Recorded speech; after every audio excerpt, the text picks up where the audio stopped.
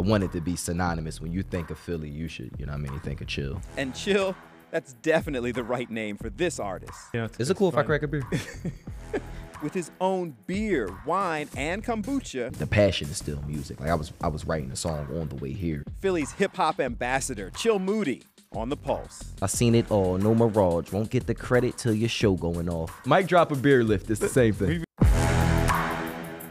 Welcome to The Pulse. As you know, we like to bring people into the studio, explore their stories, and today we've got a guy, I don't even know how to define you, man. Chill Moody here with us. I mean, hip-hop artist is true. Right. Businessman is true. For sure. Ambassador for the city. For sure. Activist. Welcome. Thanks for having me. I Look, at appreciate some it. Thanks point, for having me. Appreciate you coming in. I've always tried to I always tell people I'm trying to have so many things under my name. Like when I'm sitting with Ellen, it'll be like my name and then like 50 things under my name. Just like keep going. It's just all about what's under your name. This might take a minute, but I ask people all the time, like, how are they known? Define themselves. And you got 50 things under your name, but when people ask you, how do you define you? I lead what I'm a hip hop artist, throughout whatever I'm doing, hip hop kind of got me here. My entry point was rap. And because of how the music industry was kind of shifting, just to put it simple, to make money, you had to do other things. So I kind of turned into, this serial entrepreneur, if you will, and started, developing more brands and, just finding different avenues to make revenue. But most importantly, I'm from Philly.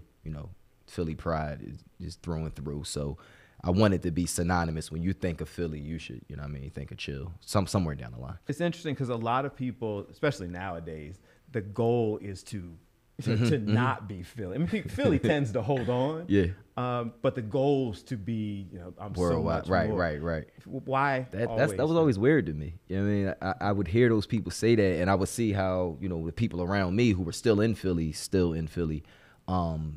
reacted to that. And it's like, you can't really turn your back on what you are, regardless of if you're bigger than it or, whatever the case may be. You can't really put on for your city leaving and saying, I'm not that anymore. I'm bigger than that. No, you still are that. You may have moved on, but you still are that. You were born here. You were bred here. So I always just carry that with me. And it's not like, no disrespect to anybody. This ain't Wichita. This ain't Smallville. This is Philly. Like it should mean something to say I'm from Philly. All of you have achieved levels of success, but people that you're associated with, you're still cool with. And, the freeways, the Tierra Wax, you could start naming names. Right. Is that a Philly thing? 'Cause I feel like a lot of people, even as you go global, you're like, hold on, I'm put on for my city.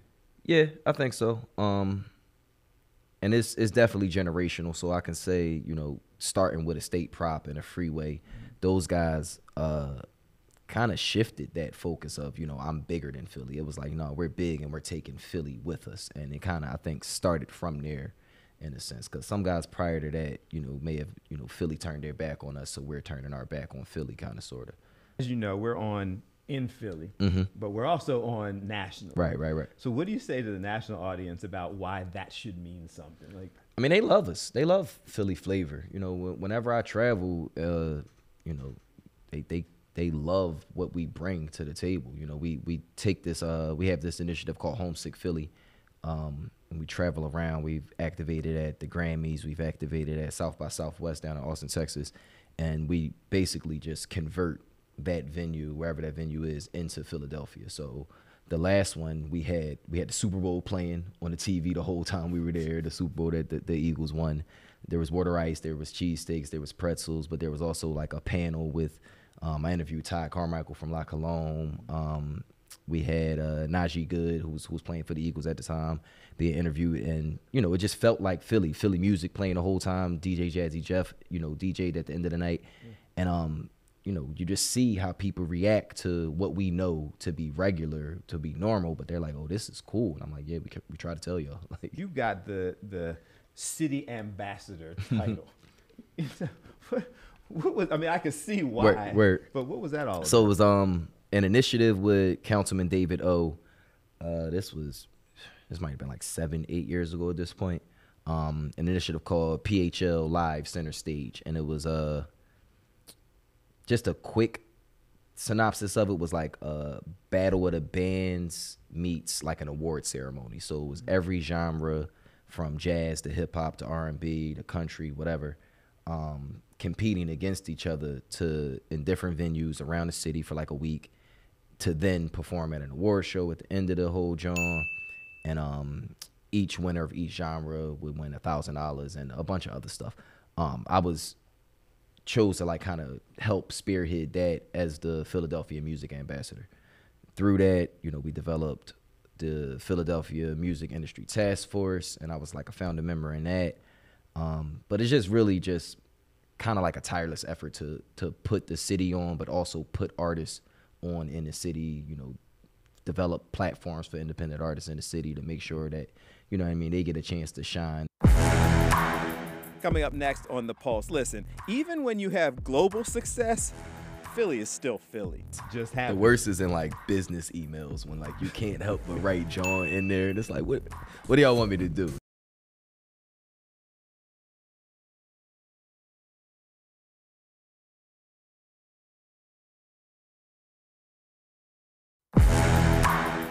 You know, Is it cool if I funny. crack a beer? I want to throw you off. Nah, it's all right with me. All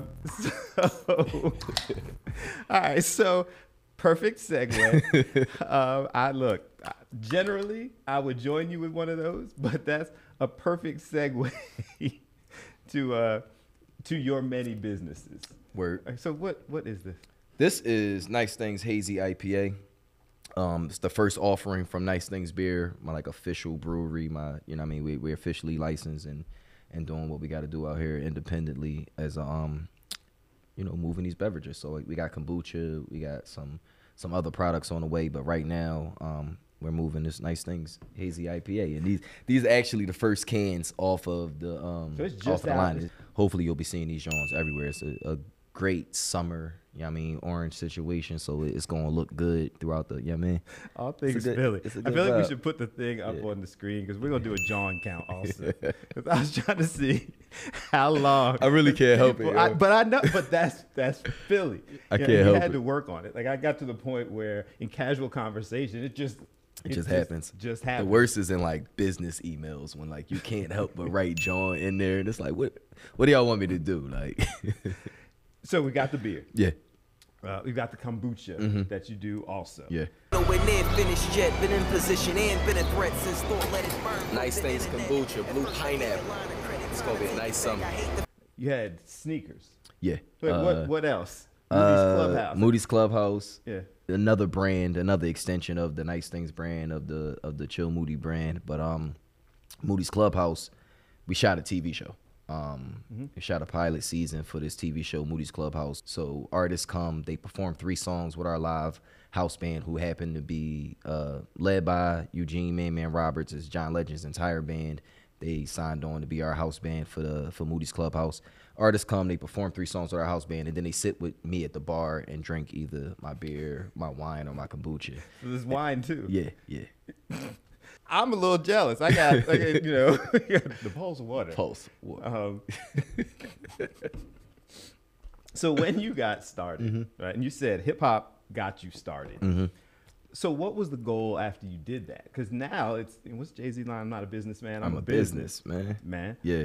Was that always a goal, or you just? Yeah, it was always, you know, I'm multifaceted. I always wanted to do, you know, a lot of different things. I had a candy shop in front of my mom's house when I was like 7 or 8, and like instead of going to the corner store, you know, come shop with me type situation. Like I was always on it.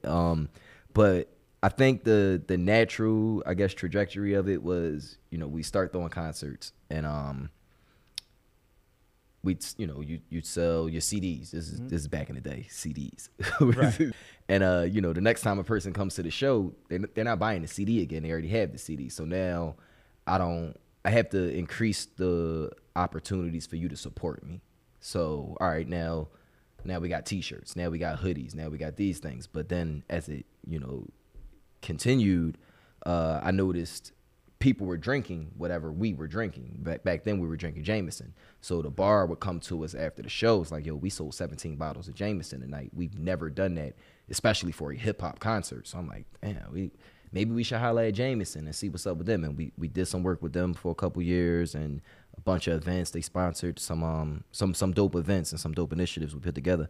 But after that, it was like, all right, that only can go but so far. What if we were Jameson? You've been doing this for a minute. I mean, you've been doing this for a minute. Hip-hop. I'm no spring chicken. Right. You're not new to the game. But you've been doing it long enough to kind of see that from selling your own CDs to the shirts. Is that the new normal, or did you just get it first? It should be. And I don't think what I was doing was anything that wasn't normal.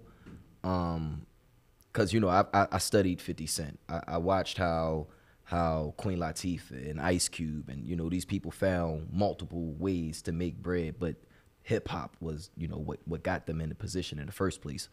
Jay-Z, of course. Like you watch these people, but I guess like as an independent artist, maybe it was new or whatever, but now I do feel like it's the new normal. Like artists are getting into music almost knowing that, hey, this music is just a marketing tool for this other situation that I got going on. And they're kind of leading in with that. Passion is still music. Like I was writing a song on the way here, like just new beats that I'm listening to all the time. Like I still love to make the music and do all of that stuff. But because of streaming and, with COVID shutting touring down for a minute, you got to find other ways, move out here. So seems like people have always had this, the hard grind, and I got to get 1 million followers, and then maybe it seems like this kind of message to young people, to the next generation, is just own your own stuff. You should. Yeah, that's changing the game. That's what you tell them. Yeah, own it. Partnerships are important. You can't necessarily, you own 100% of something that's not really moving, you ain't really doing nothing. But if you own 50% of something and you got a partner like a Live Nation or somebody that can help move it the rest of the way, then that's a good deal. Especially if that's not your only thing that's going on. But it's important not to be monolithic. It's important to be able to express your versatility in whatever you do. What's nice things? Well, first and foremost, it's just a way of life. It's an understanding that appreciating whatever you have is nice things, and knowing that comparison is the thief of joy, and not, or he's got the Benz, but I got this bus pass, but I'm getting to work every day and I'm providing for my family. That's nice things. It originated on a block called the Dome. We call it the Dome on 50th and Catherine, and just hanging out with my older cousins. They used to always say, we got a lot of nice things. We got nice things, and we in the hood, but it's nice things. We enjoying it. And as hip hop picked up, I just always said nice things. The way I say John, I just always said nice things. And I understood early on that it was important for the Chill Moody brand to be separate from all the other stuff that I did. So when I jump into the beer, when I jump into the kombucha, just other stuff I might jump into if I drop a fragrance or something like that, I don't want what's happening with Chill Moody, the musician, to influence that negatively. Not that it would, because I'm not out here drawing, but you might not like this music, but you're gonna love this beer, and I don't want those things to necessarily be synonymous. Like if that's the case, it would just be called Ralph Lauren, it wouldn't be called Polo. You know what I mean? So it was like, all right, let me have something that can kind of separate it. So Nice Things became the umbrella brand for all of the other stuff that I'm doing. That matters to you. The positive image associated with your name. That seems really I can't have my family out here looking crazy. Like, yo, you know what I mean? Look at what he's doing out there. Like, look what your cousin's doing. Look what your son is doing. Like, he's wild. I got to be a reflection of, you know what I mean, the people that built me up, the people whose opinions matter most to me. It's always interesting to me the things that people don't know. About the people that they think they know. Right. They know your music, or they know the beer, or they know the kombucha, or they know Chip. They may not know that you and a bunch of people were doing the big cleanup. And I was out there that day with you guys, and I was surprised to sit there. I went to talk to you, but I went to talk to Tierra Whack as well. And her response was, I'm not respectfully. That's not what we were trying to do. Not out here for that. Right. So first, tell us what the big cleanup They is. clean up. It's an initiative started by a group of collectives, a collective of creatives. My fault. We met at Rec Philly under the invitation of Gianni Lee and Aaron over at Babylon Cartel. They invited us out and was just like, we need to figure something. This is in the midst of, just to paint the picture, the National Guard was in Philly in the hood, like just posted on blocks because of uprising and all of that stuff and whatever that is. And we were like, something's got to shake. We got to change the optics in some way. What can we be doing? And a lot of ideas were thrown around, but the big cleanup kind of birthed from that, because, you know, all remember a time when communities came out together, and, you know, every Sunday or Saturday, you know, there'd be a block cleaning, and you get to meet your neighbors and talk to your neighbors and talk about what's going on in the neighborhood. It just blossomed into something even bigger than we all could imagine. And that part becomes apparent if you go out there. Yeah, once you're there, it's real hard to explain that, but when you're there, you kind of feel like, oh, this is bigger than this push broom. You know what I mean? And it's real. Like because you go out there and people who are very successful in various fields talking to each other, and everybody's social and talking to people as you walk through neighborhoods. And I put the drone up in the air so you can see people who were moving around. But there's people pushing brooms, you know, and cleaning stuff up. Yeah, we out there to work. Nobody was out there to be seen. Nobody wanted to, like that. That's not what it was about.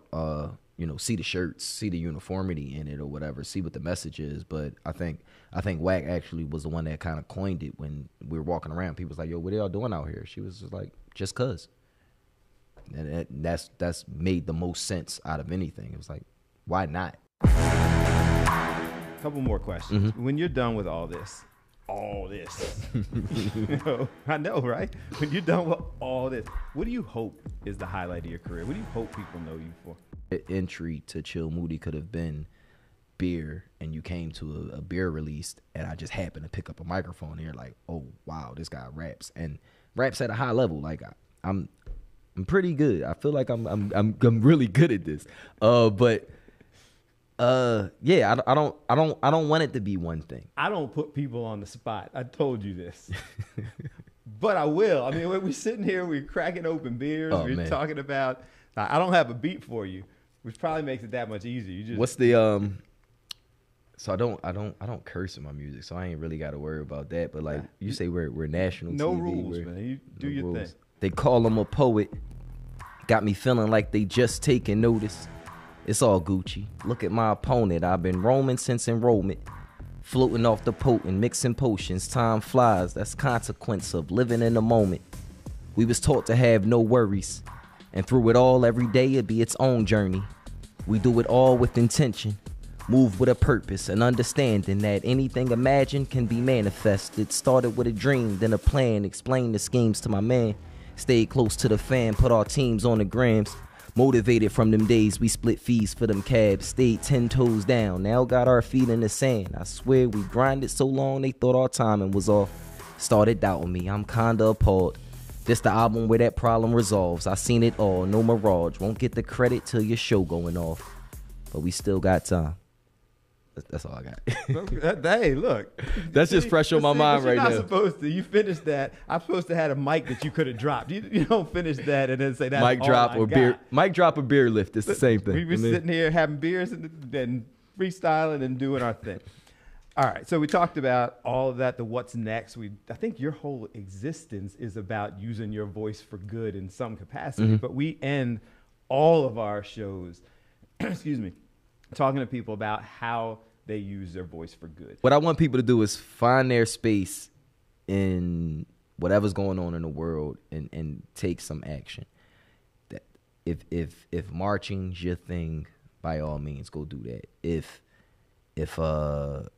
you know, your space is behind the podium and, you know, chasing political whatever, and find a way and do something. If your thing is simply just informing people of the issues and finding those people who can then march or podium it up or whatever, find your space and what's going on, and don't just sit back and act like nothing's happening. Like, you know, and I'm speaking directly to our culture when I'm saying these things. It's like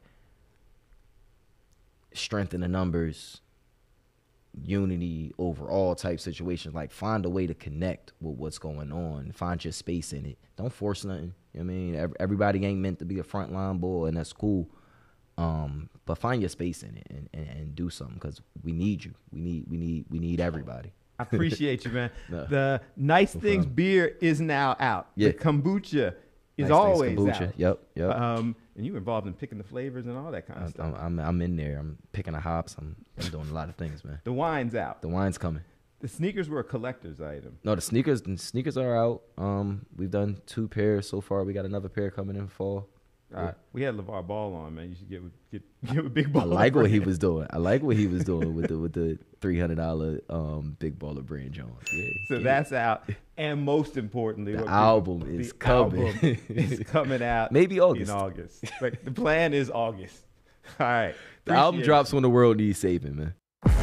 I was tempted, but I need this job, so I don't know if I can crack beers while I'm sitting here with the guests. But had a good time with Chill Moody, hearing about all of his successes, his journey, and I hope you enjoyed the discussion as much as I did. Remember, if you want the full interview, you can check it out all places where podcasts are available. Make sure you subscribe.